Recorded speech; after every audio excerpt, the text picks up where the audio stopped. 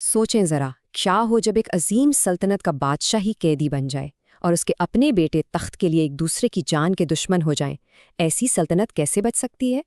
آج ہم سلطنت عثمانیہ کے سب سے بڑے بحران اور اس شہزادے کی کہانی جانیں گے جس نے اس ٹوٹی ہوئی سلطنت کو دوبارہ جوڑ کر دوسرا بانی کا خطاب پایا۔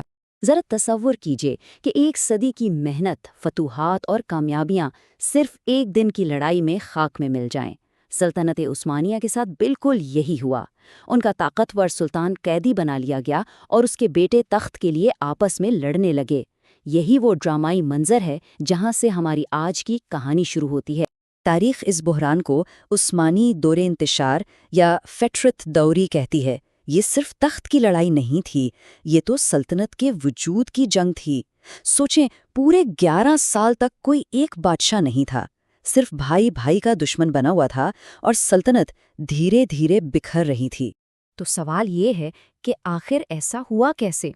ایک سلطنت جو اتنی تیزی سے پھیل رہی تھی، وہ اتنی کمزور کیسے ہو گئی کہ ایک ہی جھٹکے میں بکھر گئی؟ آئیے ذرا پیچھے چل کر دیکھتے ہیں۔ تقریباً ایک صدی تک تو عثمانیوں کو کوئی روک ہی نہیں پایا تھا۔ عثمان اول کی ایک چھوٹی سی ریاست سے شروع ہو کر بایزید اول کا دور تک یہ سلطنت بلقان اور اناطولیہ پر چھا چکی تھی۔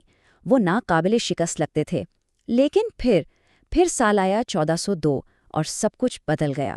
یہ وہ لمحہ تھا جس نے تاریخ کا دھارا ہی موڑ دیا۔ انقرہ کی جنگ میں بایزید کی فوجیں تیمور کی زبردست طاقت کے سامنے ٹکڑے ٹکڑے ہو گئیں۔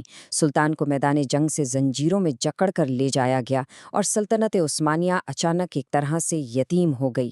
ایک ایسا طاقت کا خلا پیدا ہوا جو صرف تباہی لا سکتا تھا۔ 11 سال، ایک دہائی سے بھی زیادہ کا عرصہ۔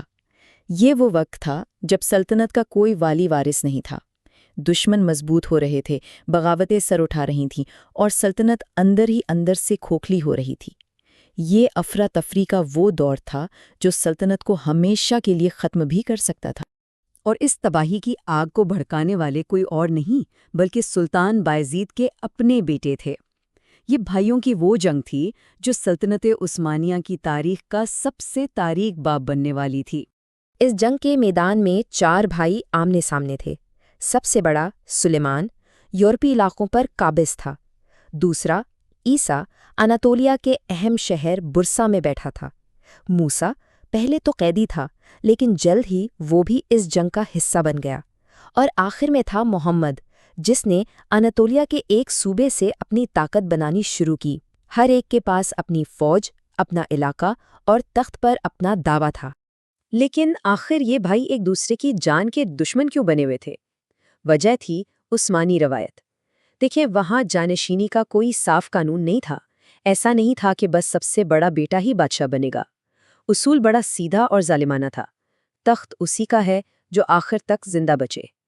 اس ایک اصول نے بھائیوں کو ایک دوسرے کا قاتل بنا دیا، کیونکہ یہاں ہارنے کا مطلب صرف تخت سے اترنا نہیں تھا، بلکہ سیدھا سیدھا اپنی جان گنوانا تھا۔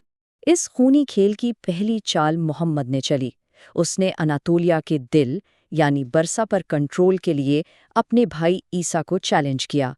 الوباد کی فیصلہ کن جنگ میں عیسیٰ کو شکست ہوئی اور محمد نے سابق دارالحکومت پر قبضہ کر کے سب کو دکھا دیا کہ وہ اس دوڑ میں ایک سنجیدہ کھلاڑی ہے۔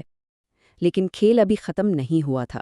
سب سے بڑا بھائی سلیمان ایک بہت بڑی فوج کے ساتھ یورپ سے آیا اور محمد کو پیچھے دھکیل دیا۔ اب محمد جانتا تھا کہ وہ آمنے سامنے کی لڑائی میں نہیں جیت سکتا، تو اس نے طاقت کا جواب دماغ سے دیا۔ اس نے اپنے بھائی موسیٰ کو خفیہ طور پر سلیمان کے اپنے یورپی علاقوں پر پیچھے سے حملہ کرنے کے لیے بھیج دیا۔ اور محمد کی یہ چال شاندار طریقے سے کام کر گئی۔ سلیمان کو سب کچھ چھوڑ کر موسیٰ کا مقابلہ کرنے کے لیے واپس بھاگنا پڑا، لیکن وہاں اس کے اپنے ہی سپاہیوں نے اسے دھوکہ دیا اور وہ مارا گیا۔ محمد نے ایک تیر سے 2 شکار کیے تھے۔ ایک اور بھائی مقابلے سے باہر ہو چکا تھا۔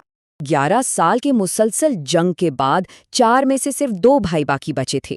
اب سلطنت کی تقدیر کا فیصلہ ان دونوں کے ہاتھوں میں تھا۔ اب میدان میں صرف 2 بھائی بچے تھے۔ ایک طرف موسیٰ جو یورپی علاقوں کا بادشاہ بن بیٹھا تھا، اور دوسری طرف محمد اناطولیہ کا حاکم۔ سلطنت ایک تھی اور دعوے دار 2۔ فیصلہ اب تلوار سے ہونا تھا۔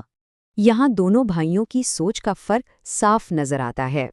موسیٰ نے طاقت کا مظاہرہ کرتے ہوئے قسطنطنیہ کا محاصرہ کر لیا، جبکہ محمد نے سفارت کاری کا استعمال کیا۔ اس نے اپنے دشمن کے دشمن یعنی بیزنطینی شہنشاہ اور سربیا کے حاکم کو اپنا دوست بنا لیا۔ یہ جنگ اب صرف دو بھائیوں کی نہیں بلکہ دو اتحادوں کی بن چکی تھی۔ فیصلہ کن لمحہ 5 جولائی 1413 کو چامرلو کی جنگ میں آیا۔ جنگ کے دوران موسیٰ نے غصے میں ایک افسر پر حملہ کیا جس نے غداری کی تھی، لیکن وہ خود بھی زخمی ہو گیا۔ جب اس کے سپاہیوں نے اپنے رہنما کو گرتے ہوئے دیکھا تو ان کا حوصلہ ٹوٹ گیا اور فوج میں بھگدڑ مچ گئی۔ موسیٰ بھاگتے ہوئے پکڑا گیا اور عثمانی روایت کے مطابق اسے موت کی نیند سلا دیا گیا۔ اس موت کے ساتھ ہی 11 سالہ خانہ جنگی کا خاتمہ ہوا۔ بایزید کا آخری بیٹا اب سلطنت عثمانیہ کا واحد اور غیر متنازع حکمران تھا۔ جنگ تو جیت لی گئی تھی، لیکن اصل کام تو اب شروع ہونا تھا۔ محمد شلبی اب سلطان محمد اول تھے، لیکن ایک بکھری ہوئی سلطنت پر حکومت کرنا اسے دوبارہ بنانے جیسا تھا۔ یہی وجہ ہے کہ تاریخ اسے ایک خاص لقب سے یاد کرتی ہے۔ سلطان بنتے ہی محمد نے ٹوٹی ہوئی سلطنت کو جوڑنے کا کام شروع کیا۔ اس نے سب سے پہلے یورپ اور ایشیا کے بکھرے ہوئے علاقوں کو دوبارہ ایک پرچم تلے جمع کیا۔ پھر اس نے اندرونی بغاوتوں کو کچل کر مرکزی حکومت کو مضبوط کیا اور سلطنت کی سرحدوں کو بھی محفوظ بنایا۔ اس کا ہر قدم سلطنت کی بنیادوں کو دوبارہ مضبوط کرنے کے لیے تھا۔ اور اسی لیے تاریخ اسے صرف ایک سلطان کے طور پر نہیں بلکہ دوسرے بانی کے طور پر یاد رکھتی ہے۔ اگر عثمان اول نے سلطنت کی بنیاد رکھی تھی تو محمد اول نے اسے گرنے سے بچا کر دوبارہ تعمیر کیا۔ اس کے بغیر سلطنت عثمانیہ کی عظیم کہانی شاید شروع ہونے کے کچھ ہی عرصے بعد ختم ہو جاتی۔ محمد اول کی کہانی ہمیں ایک گہرے سوال پر سوچنے پر مجبور کرتی ہے۔ اصل بانی کون ہوتا ہے؟ وہ جو پہلی اینٹ رکھتا ہے یا وہ جو طوفان کے بعد بکھرے ہوئے ٹکڑوں کو جوڑ کر عمارت کو دوبارہ کھڑا کرتا ہے؟